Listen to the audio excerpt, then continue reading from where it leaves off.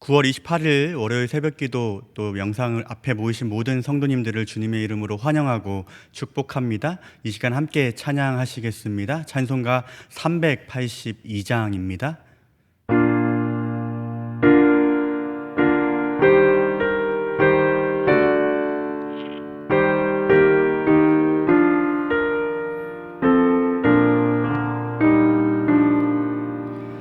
너 근심 걱정 말아라. 주 너를 지키리. 주 날개 밑에 거하라. 주 너를 지키리. 주 너를 지키리. 아무 때나 어디서나 주 너를 지키리. 늘 지켜주시리. 어려워 낙심될 때에 주 너를 지키리. 위험한 일을 당할 때 주 너를 지키리. 주 너를 지키리. 아무 때나 어디서나 주 너를 지키리. 늘 지켜주시리. 너 쓸 것 미리 하시고 주 너를 지키리. 구하는 것을 주시며 주 너를 지키리. 주 너를 지키리. 아무 때나 어디서나 주 너를 지키리. 늘 지켜주시리. 어려운 시험 당해도 주 너를 지키리. 구주의 품에 거하라. 주 너를 지키리. 주 너를 지키리. 아무 때나 어디서나 주 너를 지키리. 늘 지켜주시리.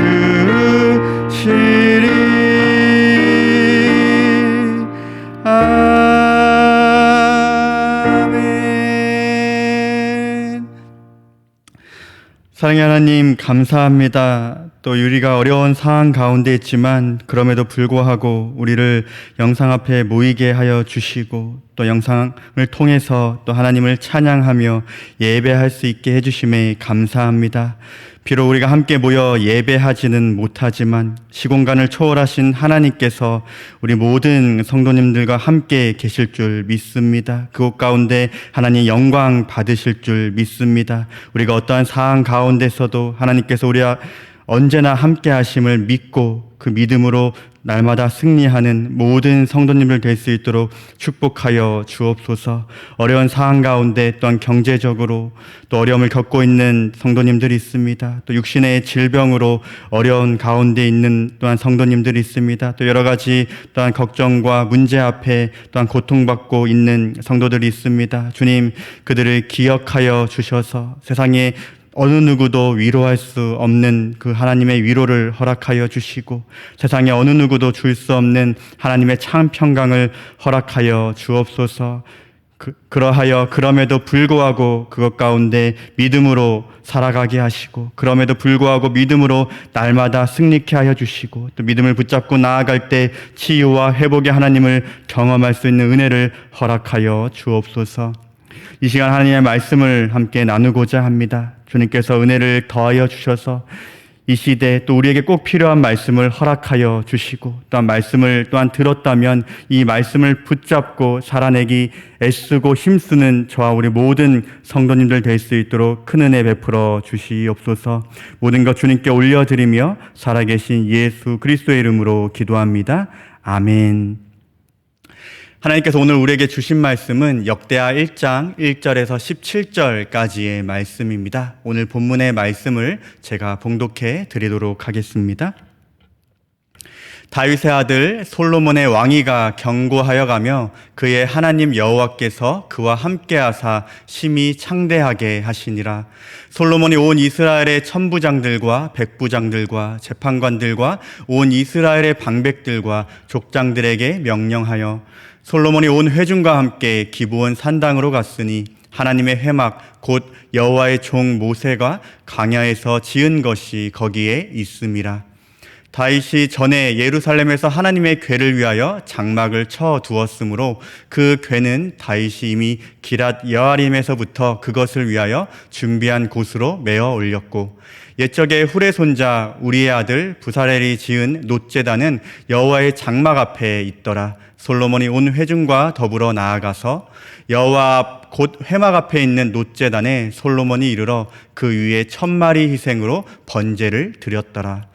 그날 밤에 하나님이 솔로몬에게 나타나 그에게 이르시되 내가 내게 무엇을 주랴 너는 구하라 하시니 솔로몬이 하나님께 말하되 주께서 전에 큰 은혜를 내 아버지 다윗에게 베푸시고 내가 그를 대신하여 왕이 되게 하셨사오니 여호와 하나님이 원하건대 주는 내 아버지 다윗에게 허락하신 것을 이제 굳게 하옵소서. 주께서 나를 땅의 티끌같이 많은 백성의 왕으로 삼으셨사오니 주는 이제 내게 지혜와 지식을 주사 이 백성 앞에서 출입하게 하옵소서. 이렇게 많은 주의 백성을 누가 능히 재판하리이까 하니 하나님이 솔로몬에게 이르시되 이런 마음이 내게 있어서 부나 재물이나 영광이나 원수의 생명 말하기를 구하지 아니하며 장수도 구하지 아니하고 오직 내가 내게 다스리게 한 내 백성을 재판하기 위하여 지혜와 지식을 구하였으니 그러므로 내가 내게 지혜와 지식을 주고 부와 재물과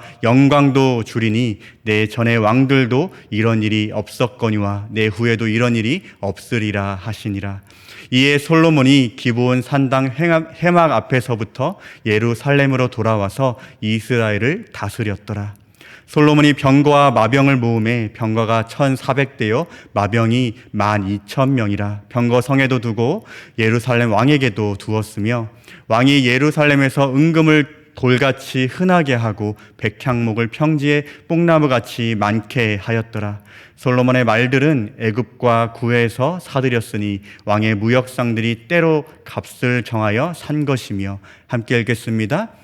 애굽에서 사들인 병거는 한 대에 은 600세겔이요 말은 150세겔이라. 이와 같이 햇사람들의 모든 왕들과 아람 왕들을 위하여 그들의 손으로 되팔기도 하였더라. 아멘.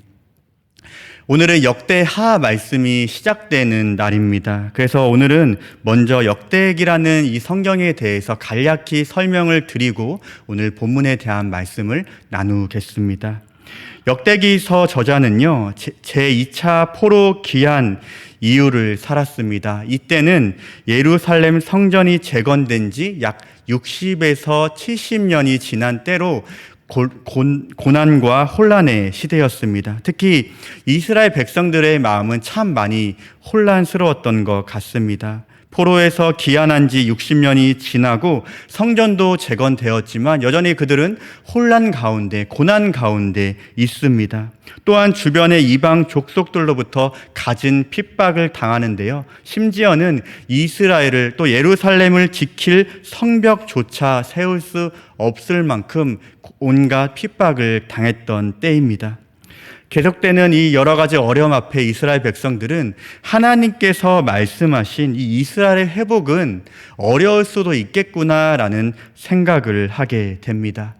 신학자 딜러드는요, 당시 백성들이 하나님 앞에서 이러한 질문을 했을 거라고 이렇게 주장하기도 합니다. 4가지 질문입니다. 하나님은 여전히 우리에게 관심이 있는가? 하나님의 언약은 여전히 유효한가? 과거 하나님과 다윗의 약속이 현재 우리에게는 어떠한 의미인가? 멸망적 옛 이스라엘과 지금 현재 우리 이스라엘과는 어떠한 연관성이 있는가? 이스라엘 백성들은 아마도 이 4가지 질문을 하면서 살지 않았을까라고 생각했다고 이렇게 딜러드는 말합니다. 그러면서 이 딜러드라는 신학자는 앞에서 4가지 질문이 바로 역대기에 그 답을 찾을 수 있다라고 주장합니다. 딜러드가 말했듯이 우리는 역대기를 통해 이스라엘은 여전히 하나님께서 택한 백성이며 이들을 통해 하나님께서 작정하신 구속 사역을 이루신다는 것을 우리가 성경을 통해 알 수 있습니다. 역대기는 크게 신학적인 특징이 3가지로 말할 수가 있는데요. 첫 번째는 성전과 제사에 대한 강조입니다. 역대기에는요, 성전을 건축하려는 계획과 준비, 성전 건축, 성전에 관계된 여러 개혁들이 자세히 기록되어 있습니다. 둘째로 온 이스라엘에 대한 강조인데요. 역대기는 남유다뿐만 아니라 북이스라엘에도 하나님의 언약 안에 있는 나라로 보고 있습니다. 마지막으로 3번째는 하나님의 보응에 대한 강조인데요.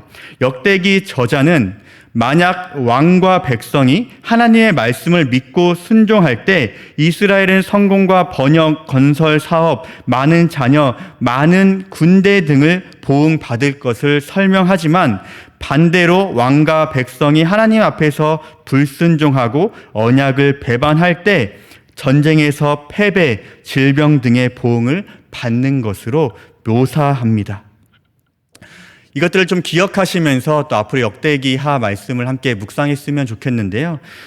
과거 이스라엘 백성들이 말씀을 통해서 문제에 대한 해답을 얻었듯이 우리 역시도 우리가 처해 있는 문제 상황 앞에서 이 하나님의 말씀을 통해 답을 얻기를 바랍니다. 성경 안에 모든 인생의 문제에 해답이 있는 줄 믿고 함께 오늘 말씀을 나눠보도록 하겠습니다. 역대기서는 다윗 왕조를 중심으로 이렇게 역사를 다루고 있는데요. 앞선 역대상은 다윗 왕조를 중심으로, 다윗 통치 시대를 중심으로 다루었고요. 오늘부터 시작되는 역대하는 솔로몬의 통치 시대로부터 시작됩니다. 오늘 1장 1절 말씀입니다. 다윗의 아들 솔로몬의 왕위가 견고하여 가며 그의 하나님 여호와께서 그와 함께하사 심히 창대하게 하시니라.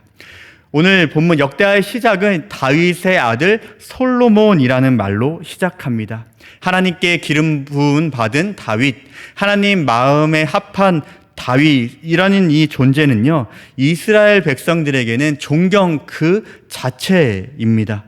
지금도 이스라엘의 국기를 보면 가운데 다윗의 별이라는 그림이 새겨져 있기도 합니다. 저자는 다윗의 아들이라는 단어를 통해 솔로몬이라는 왕은 다윗의 정통성을 이어받은 진짜 이스라엘의 왕임을 강조하고 있는 것입니다. 하나님께서는 이 다윗의 전통성을 이어받은 다윗의 아들 솔로몬의 왕위를 견고하게 하시고 솔로몬과 함께 하사 그 나라를 창대하게 하셨다고 1절 말씀에서 말씀하고 있습니다. 자, 이스라엘의 왕권이 견고해지고 창대해진 이 솔로몬 왕, 이 솔로몬 왕이 가장 먼저 한 일이 무엇인지 아십니까? 이어지는 2절과 3절 말씀입니다. 솔로몬이 온 이스라엘의 천부장들과 백부장들과 재판관들과 온 이스라엘 방백들과 족장들에게 명령하여 솔로몬이 온 회중과 함께 기브온 산당으로 갔으니 하나님의 회막 곧 여호와의 종 모세가 광야에서 지은 것이 거기에 있음이라. 솔로몬은 온 이스라엘의 천부장, 백부장, 재판관, 온 이스라엘 방백, 족장들과 또 온 회중들과 함께 기브온 산당으로 갔습니다. 기브온 산당으로 간 이유는 기브온 산당, 기브온 그곳에 하나님의 회막이 있었기 때문입니다. 하나님의 회막은 하나님이 거하시는 곳, 또 하나님을 예배하는 곳으로 이해하면 됩니다. 솔로몬이 왕권을 잡고 나서 가장 먼저 한 일은 바로 하나님을 예배하기 위해 기브온 산당에 간 것입니다. 이어지는 5절과 6절 말씀입니다. 옛적에 훌의 손자 우리의 아들 부사렐이 지은 놋제단은 여호와의 장막 앞에 있더라. 솔로몬이 회중과 더불어 나아가서 여호와 앞 곧 회막 앞에 있는 놋제단에 솔로몬이 이르러 그 위에 1000마리 희생으로 번제를 드렸더라. 아멘. 기브온 산당에 도착한 솔로몬 왕은요, 온 회중과 더불어 하나님 장막 앞에 있는 놋제단에 1000마리 희생을 드립니다. 1000마리 희생을 번제로 드렸다는 것은 우리가 잘 아는 일천번제를 드렸다는 말입니다. 여기서 일천번제란 1000번에 걸쳐서 드린 제사가 아니라 1000마리의 제물을 하나님께 드린 제사로 이해하시면 됩니다. 성경은 오늘 솔로몬 왕이 하나님 앞에서 한 이 행위들을 통해 우리에게 우선순위가 무엇이 되어야 하는지를 가르쳐 주고 있습니다. 솔로몬이 온 회중들과 함께 다윗의 장막에 있는 기브온 산당으로 갔을 때는 이스라엘 왕권을 노리던 아도니아를 제거한 직후입니다. 즉 솔로몬이 왕권을 잡은 지 얼마 지나지 않았을 때라는 것입니다. 새로 왕이 즉위하고 이렇게 왕권을 잡게 되면 해야 할 일이 얼마나 많겠습니까? 함께 나라를 다스릴 인재들을 배치해야 하고요. 백성들을 위한 정책들을 만들어야 하고요. 또 세금을 어떻게 거둘 것인지, 또 어떻게 지출해야 할 건지 고민해야 하고요. 또한 이방 나라들과 군사적 관계를 잘 맺어야 하는 등 한 나라의 왕으로서 군사적, 경제적, 사회적으로 다방면의 일들을 처리해야 하는 아주 중요한 시기가 바로 왕권을 잡은 초기입니다. 하지만 국가적으로 이렇게 중요한 일들을 앞둔 이 솔로몬이 가장 먼저 무엇을 했습니까? 바로 하나님 앞에 나와 예배 드렸다는 것입니다. 뿐만 아니라 경제적으로 가장 많은 것들이 필요한 그때에 더 많은 재물을 하나님 앞에 드렸습니다. 역대하의 독자가 포로 귀환한 이스라엘 백성들이라 말씀드렸습니다.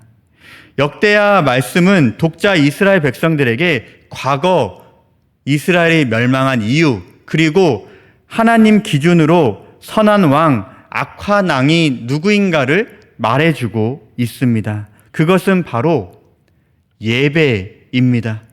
하나님을 예배하지 않고 우상 숭배하지 않을 때 이스라엘은 멸망했습니다. 하나님을 예배한 왕을 하나님께서는 선한 왕이다 말씀하셨지만 반대의 경우의 왕들, 우상 숭배하는 왕들은 악한 왕이라 하나님은 평가하고 계시다는 것입니다. 포로에서 귀환한 지 60년이 지났지만 성전도 재건되었지만 여전히 고난 가운데 있고, 또한 주변 이방 족속들로부터 온갖 핍박의 방해 때문에 성벽조차 짓지 못하는 그 형편에 무엇을 해야 하는가? 우리가 무엇을 해야 하는가? 이 질문에 대한 성경이 주는 해답은 바로 너희들은 온전한 예배를 드려야 한다라고 하나님께서 말씀하고 있는 것입니다. 역대하의 신학적 특징을 제가 3가지로 말씀을 드렸는데요. 첫 번째 특징은 바로 성전과 제사에 대한 강조였습니다. 이것이 무엇을 의미합니까? 바로 예배에 대한 강조입니다. 역대하 말씀은 이스라엘이 회복하기 위해 그 딱 한 가지 방법이 있는데, 그것은 예배의 회복으로부터 이스라엘의 회복이 시작된다, 이렇게 말씀하고 있는 것입니다. 이스라엘은 하나님께서 받으시는 예배를 드려야 합니다. 하나님 앞에서 최선을 다해 예배해야 하고 최고의 것을 드리는 그러한 예배를 해야 한다고 역대하 저자는 하나님의 말씀을 이렇게 전하고 있는 것입니다. 하나님이 받으시는 예배를 드리기 위해 이스라엘은요, 하나님께서 가르쳐 주시는 대로 예배 드리는 장소, 또 예배의 방법, 또 제사의 제물, 절기 등등을 가르치고 지켜야 합니다. 장소, 방법, 절기, 제물, 이런 것들을 가르치고 지키는 것은 구약의 제사, 구약의 예배입니다. 그러나 신약의 예배는 다릅니다. 예수께서는 자신의 죽음을 통해 새로운 예배의 방식을 우리에게 선물로 주셨습니다. 신약의 예배는 예배의 장소, 예배의 시간, 예배의 방법, 예배의 제물 등의 제한을 받지 않습니다. 신약의 예배는 시공간을 초월하는 예배입니다. 신약의 예배를 한마디로 정리하면 삶의 예배입니다. 예수 믿는 내가 바로 하나님의 성전 되었기 때문입니다. 오늘 말씀을 정리하려고 합니다.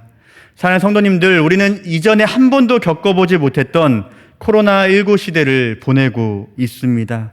과거 우리는 원하는 시간, 원하는 장소에 함께 모여 자유롭게 예배할 수 있었습니다. 그러나 지금은 그러하지 못합니다. 과거에 우리가 수동적인 예배를 드렸다면 이제는 능동적인 예배를 드려야 합니다. 쉽게 말씀드리면 목회자의 설교 듣는 것이 나의 신앙생활 전부가 되어서는 안 된다는 말입니다. 지금은 어느 때보다 스스로의 의지가 굉장히 중요해졌습니다. 우리 자신, 나의 스스로의 태도가 너무나도 중요해졌습니다. 홀로 시간을 내어 말씀을 읽어야 하고요. 홀로 시간을 내어 기도해야 합니다. 함께 우리가 예배당에 모여 드리는 예배도 굉장히 중요하지만 혼자서도, 또 가정 안에서도, 그리고 평범한 일상 가운데서도 우리는 예배할 수 있습니다. 사랑하는 성도님들, 최근에 어디에 우선순위를 두고 살아가고 계십니까? 혹시 경제적인 문제로 돈을 버는 것에, 학교 진학이나 진로 때문에 공부하는 것에, 나의 취미와 관심사에, 혹은 코로나로 인한 건강에 대한 염려가 나의 우선순위가 되고 있지는 않습니까?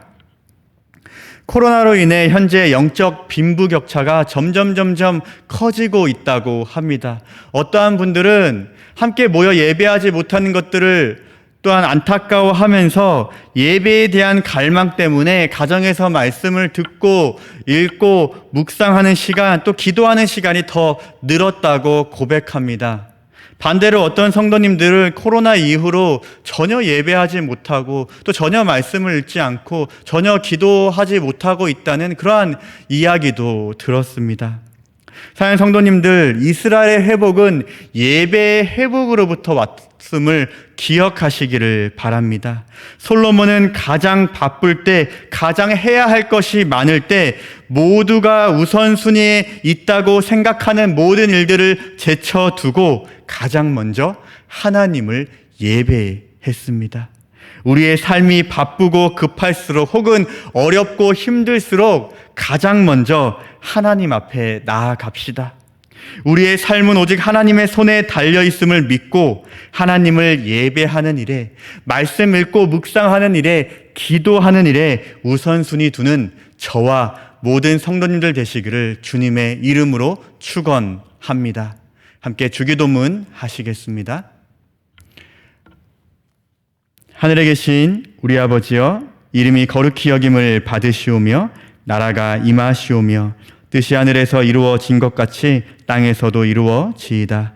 오늘 우리에게 일용할 양식을 주시옵고 우리가 우리에게 죄 지은 자를 사하여 준 것 같이 우리 죄를 사하여 주시옵고 우리를 시험에 들게 하지 마시옵고 다만 악에서 구하시옵소서.